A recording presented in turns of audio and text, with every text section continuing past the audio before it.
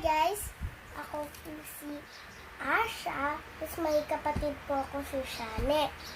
Tapos, yung pinagdikit po namin. Kaya naging Ashani. Just welcome to our world! Basahin ko po kayo ng Bible story.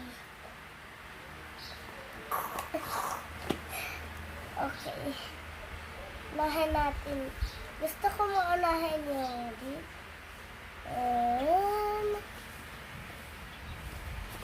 Abraham. Ay, ito. Jesus na lang.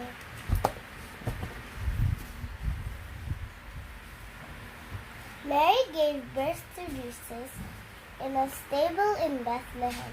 She placed him in a manger for all to see, including 3 wise men, 3 shepherds, and all the animals. Ito po yung picture.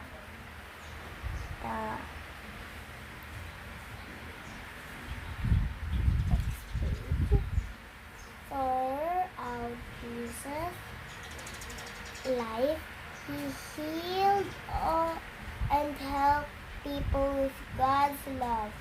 Once he turned 5 loaves and 2 fish into enough food for thousands of people. Ito na.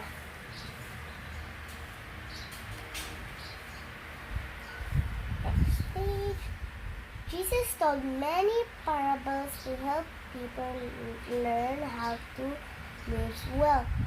One was about a good Samaritan who helped a stranger. Ito po yung good Samaritan na nag-help sa stranger. Ito na. Jesus had 12 disciples to spread his word. Jesus had a last supper with them. He knew he was going to be killed. One of them knew would betray him.